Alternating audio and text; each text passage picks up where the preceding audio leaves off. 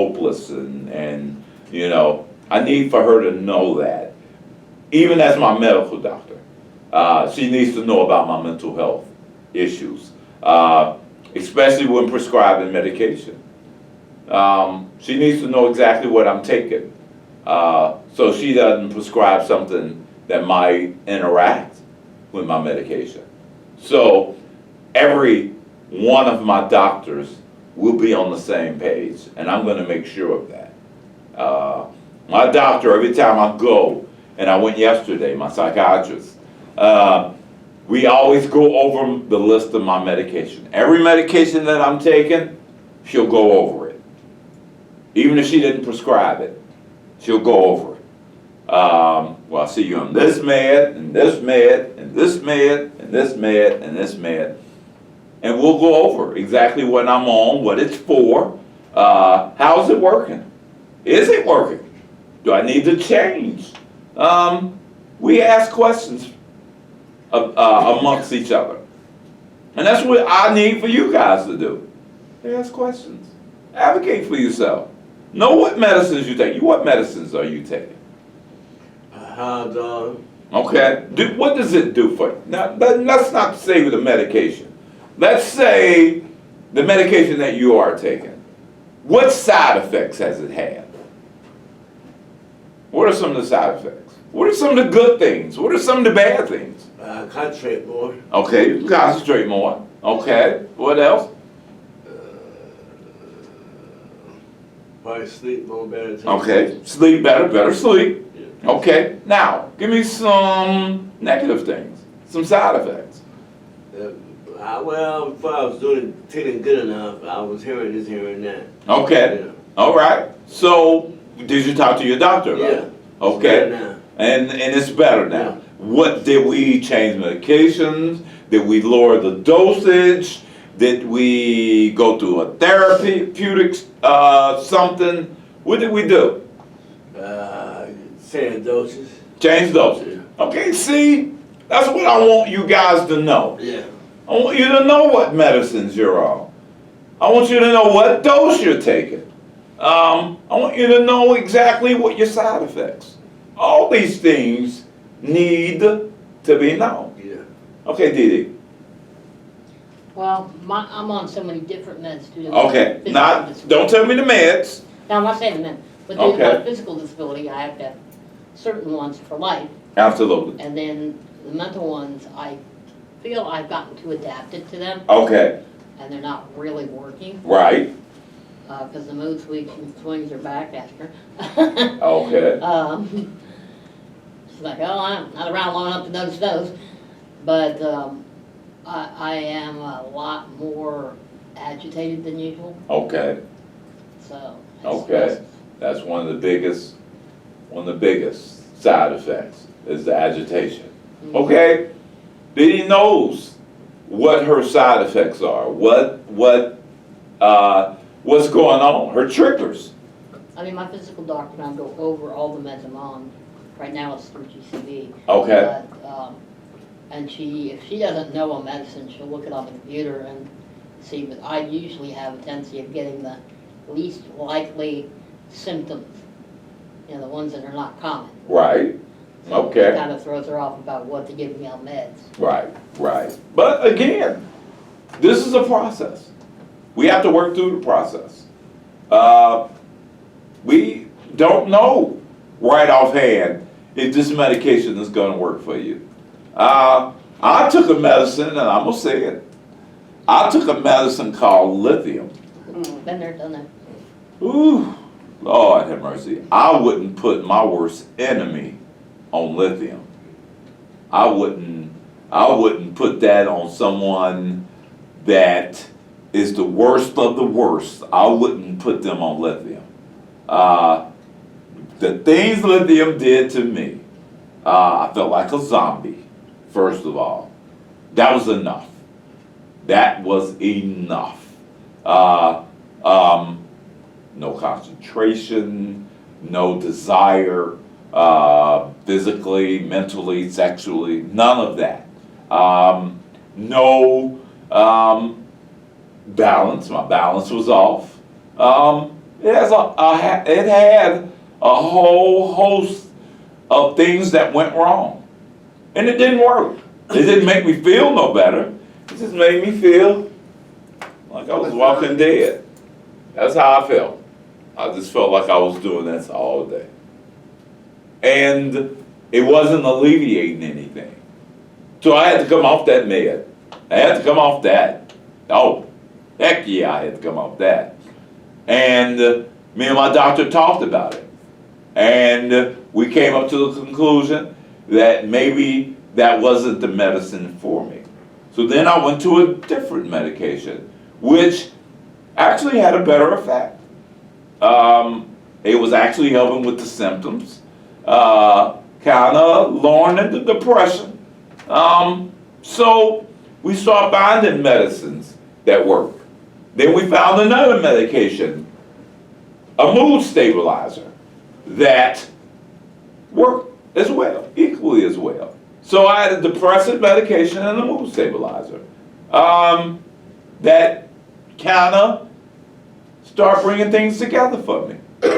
It wasn't the last med that I took, and it wasn't the only meds that I took, and it wasn't a med that I continued to took if it didn't work in the way that it was supposed to work. So it began in a very negative perspective for me. Starting medication didn't start off well for me. Starting medication started off very badly. It really did. The way I felt was bad enough. But the results of the medication, I'd rather have dealt with what I was dealing with at first than having to deal with that medication. So, I learned what the medication did. Trial and error. We found medications that worked. And then I went into a manic state. So, we had to reevaluate the medicines that I was taking because I went into a manic state. And that wasn't good. So, I went from one state to another state based on the medication that I was taking. So we had to rearrange again. So, saying this, I just want you guys to know that you should actually keep a list of your medications on you at all times. I think that's a good idea. I used to, but it's not Yeah, in there now. I keep a list of all the medications that I take. Mine is on my phone though, because I'm so technically savvy. Mine is on my phone. My Mediset. So, yeah. So I can get to mine quickly. So I don't have that issue. So if something was to go wrong, I could get to my information, my doctor's information, all that in a matter of just getting to my phone.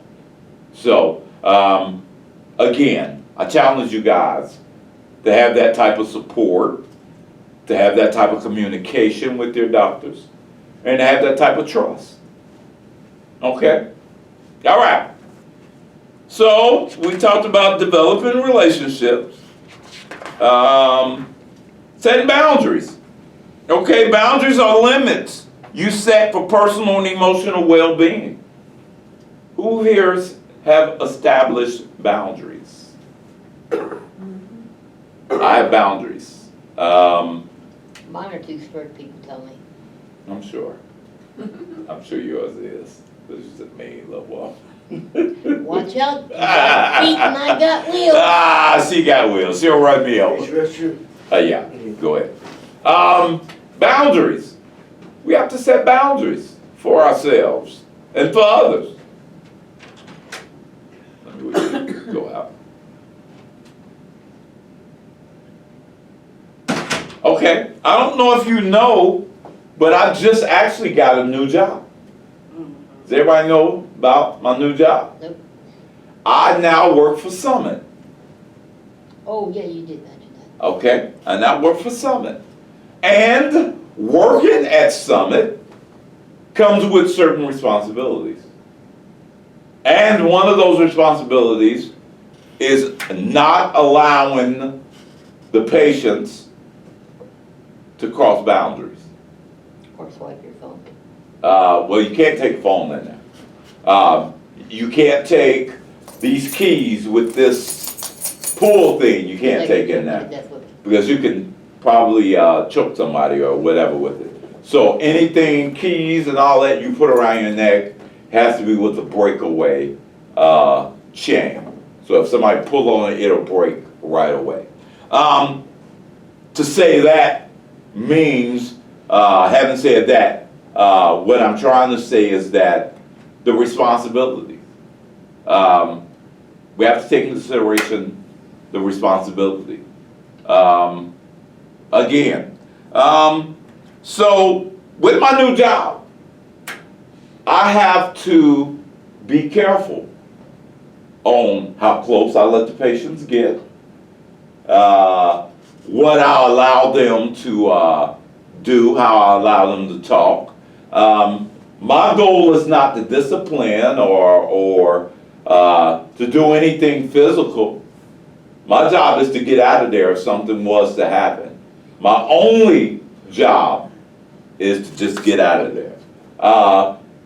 As you can see, I'm very capable of protecting myself.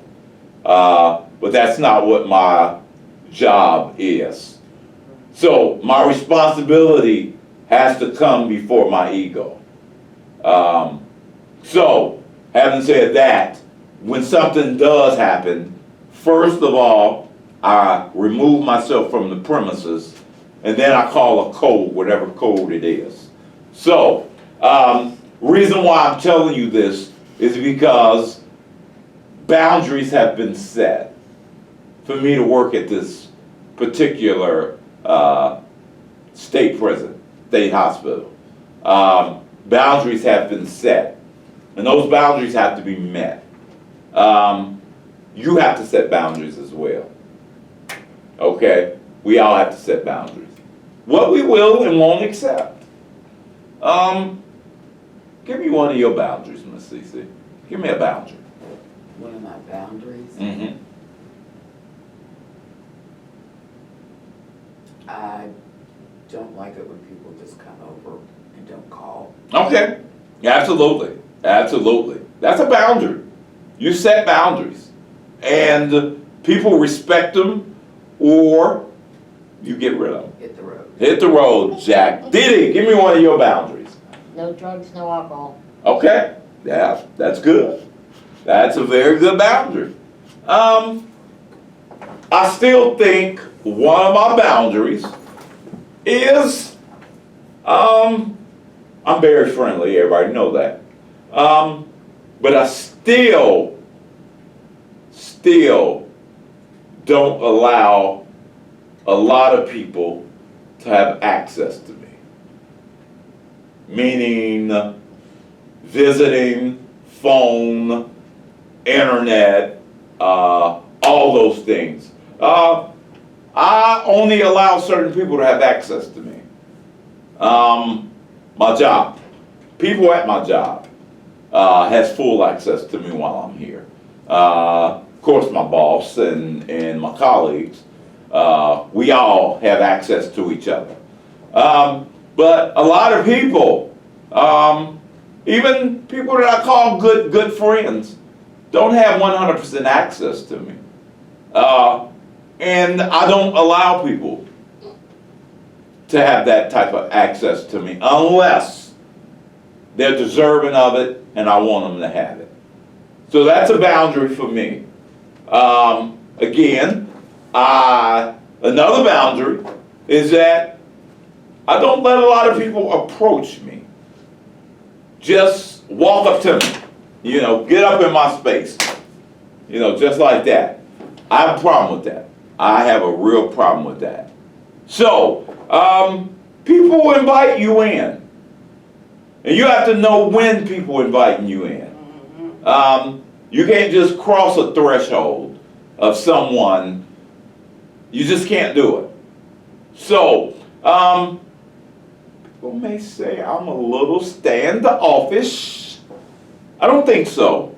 I don't think I'm standoffish. I don't. I think you have what I have, sarcasm that makes people think you're standoffish. Yeah, I'm a little sarcastic, Mine's more You than know, that. sometimes it all depends on what you say. right? And how you say it, and how you say it, And how you say it. Yeah. But it's certain stuff people say. yeah. So, those are some boundaries that I don't let people cross. I don't let people yell at me. I don't let people, yeah, you know, I don't allow that. It's a trigger for me, first of all. And it actually does no good, because if I ain't gonna pay you no attention, I ain't gonna pay you no attention. I don't care how loud you say it. You can be telling me something, if I don't wanna hear it, it can be volumed all the way up here, or you could say it like a church mouse. If I'm not gonna pay you any mind, I'm not gonna pay you any mind. But I don't allow people to holler at me. I will remove myself from a situation if someone is boisterous towards me. So that's another boundary. I don't like people pointing at me. The pointiness is just disgusting. When people point at you, And talking to you crazy, yeah. I don't like that. That's not a good thing to do. So I don't allow that as well. If you have something to say to me, say it to me. You know, I'll allow you to say what you want to say because you have freedom of speech. But if you have something to say to me, say it to me. Don't say it to Miss Cece and you know, pointing and looking and you know, that just causes all kind of issues. So, respect. You gotta have respect. Not for just each other, but for ourselves. Because if you respect yourself, you'll be able to respect others. If you have no respect for yourself, no one stands a chance. No one else stands a chance if you don't have respect for yourself. That's the bottom line. Okay? So, setting boundaries. We have to set boundaries. Physical touch. No one has the right to touch you unless you allow it. That's the biggest violation of them all. That's the biggest boundary you can really cross is touching somebody that not only not gave you permission, don't want it. So you can't just invade somebody's well-being. You can't just invoke and push your way into somebody's whatever. It's about someone giving you permission. If someone wants you or wants you to touch them or any of those things, they'll let you know. You can't assume. So that's crossing a boundary. Okay? What else? Involving our family and significant others in our recovery. In my recovery. Well, since I no longer have a significant other, we ain't gonna talk about that. Never know what 2020. Oh, no one loves me. Okay. Anyway. When I did have that significant other, and I thought it was important for my significant other to know exactly what's going on in my world, in my life. To include not only the mental illness, but the triggers. I don't want somebody that's gonna trigger me every day. You know, if coming home and saying something inappropriate to me triggers me, I don't want that. If coming home, slamming doors, or throwing things, or yelling and cursing and all that is a trigger to me, I don't want that. So I have to let you know. This is why. This is the trigger. This is what I do as a result of that trigger. I need for you to know that. You need to be involved. Your significant other needs to be involved. And I'll tell you another reason why they need to be involved. When it comes to intimacy, medications that don't let you become intimate may affect your relationship. And they need to know that. You have to have someone that's understanding, of course. If they don't understand that and can't deal with it, you need to let them go. But that's what we call getting our family and significant other involved in our recovery. They have to be involved. They need to know. If you call yourself with someone in a healthy relationship, there shouldn't be any secrets.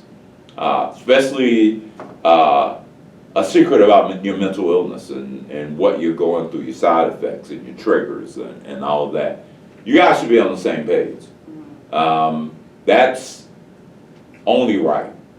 That's the only way you're going to have a successful relationship. If any one of you two differ from what you feel and how you feel and can't come together and communicate about it, it probably won't work. Probably won't work. Okay, so be on the same page. Know exactly what they're going through. Let them know exactly what you're going through. How you feel about it. How they feel about it. Find out how they feel about it. How much can one person take? I don't know. And I won't know unless you tell me. So, I need you to be open and honest and forthcoming.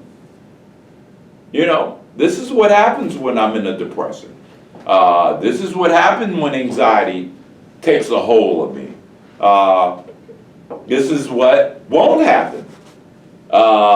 This is a trigger that happens when you come in and you holler at me, or you raise your hand at me, or any of those things.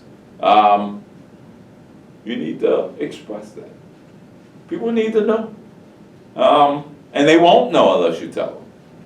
So, having said that, any questions? Anytime we go, yeah. Hot time, yeah. You freezing? This one always goes. This room is a little chilly. And So, in your other room too. and the computer room, it's freezing, that computer room. So, we covered 9 weeks of this course. We didn't get to the last week, which is planning for wellness. But we did get through a lot of this. Here are some course evaluations I want you to fill out. Okay? You can turn them in to me, or you can turn them in to Deborah when you come in for your class schedule. But I want you to fill these out. You know why I want you to fill these out? It's because we won't know if we're doing anything right. This is for Dee Dee. We won't know what we're doing right. We don't know that if you don't tell us. When you put them out? When? Here. Okay. Right there. Yeah. Let's see when you do it right Can I there. ask you a question, Ernest? Yes. Okay, so in order to come here, do you have to have a referral or something? No. No. You just have to have a mental illness, a verifiable mental illness. You have to live in Hamilton County. And I think that's it. Mental illness, and you have to live in Hamilton County. So that's basically, you have to come in for a tour, intake, and we need to know if you're a good fit for this program. Some people coming in looking for services that we may not be able to offer. So we have to find out exactly what are you here for. That's why we ask you these goals. If in fact these goals are something that we can't help you with, then you may not be a good fit for the center. Okay. And we have to determine whether or not you're a good fit for the center. That course of the title is what? WMR. It was my cousin, he trying to the nana. But I think he's gonna be like his mom, my aunt. Okay. Schizophrenic. Oh, wow. I really think he is. Okay. And Well, he's like in the straight now. is he in Hamilton County? Bring him for a tour. Just let him see what we are. Just tell him, you don't have to join. This ain't about us making you do something. This is about you seeing some opportunity. And if you see a good enough opportunity, you're gonna take it. If you don't see that opportunity, you're not going to. So, bring him in. Name, Pepper, Huh? Ernest. E-R-N-E-S-T. E-R-E-N-S-T. Yeah, 'cause his mom battled Yeah. it for Today's years day. since I was little. Wow. And she was, if she took her medicine, Yeah. She was okay, but when she came off, yeah. I mean, she's like literally like, she died like 2 years ago. Oh, okay. But she, when I was a teenager, it was rough. Wow. It was rough. Mm. Like real, I mean, she does this some crazy stuff to me. Wow. And she was my favorite aunt. Yeah. She'll put me at her house and she laid on McGregor, like, get out of my house, you're trying to kill me. I was like, okay, I see where this is going. Okay. I love you. Yeah. I got to go. Sometimes you gotta love them and just appreciate them, I guess. Excuse me, Yes. classes attended in the number. Oh, Did don't you worry give about that. them No, that? worry about that. That don't matter. Okay. Yeah, I'm gonna watch, I'm gonna keep talking into it one day. Cause it's just some of the stuff he was just at my house for Christmas. Uh-huh. And it's just some of the stuff that he say, that I just be sitting there just looking at him like, yeah, you gonna be like your mom. Okay, bring him in. Bring him in. Just tell him, just come in and check it out. Don't make any decisions. I just want you to come in and see what's going on. Mm-hmm. Okay? Talk to one of us. Okay. All right. Who do you want to give this to, Deborah, and who? Oh, you can get to me when you're done. Okay, Or you give it to the front desk. okay. You That was done? quick. You put your name on? Yeah, my name, we go ahead. Up at the top. Okay, Oh, our name's going? No, you don't have to. You don't have to put your Okay. name on. okay, Okay. okay. Yeah, you don't have to put your name on. I mean, That it? That's it. Okay.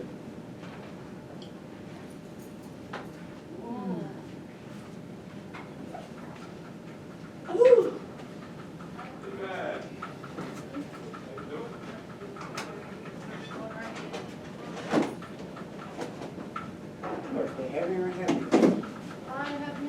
oh, boy. Let's see, where am I to go next?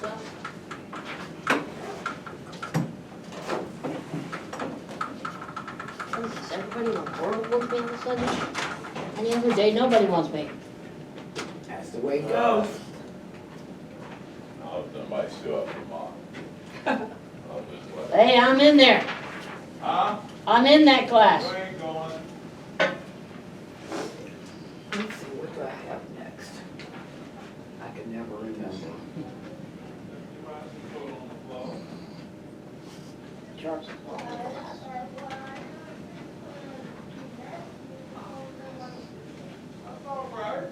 come on. Please, no, no.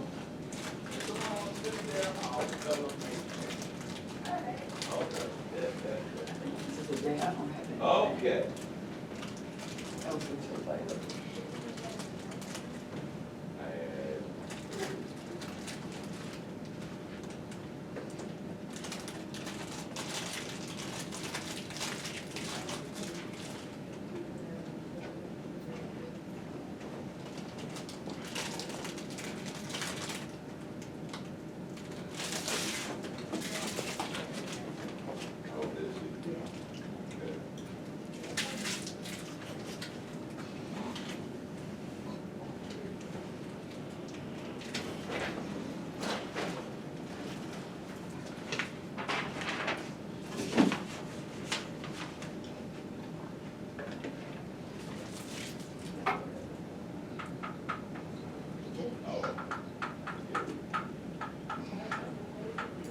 Huh? I hope not, even though I'm good looking.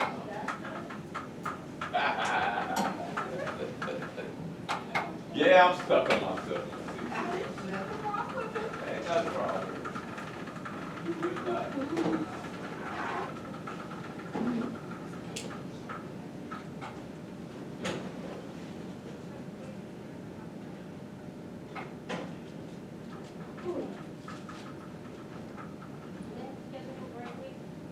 I don't know if it's out. How you doing? I don't think it's out yet.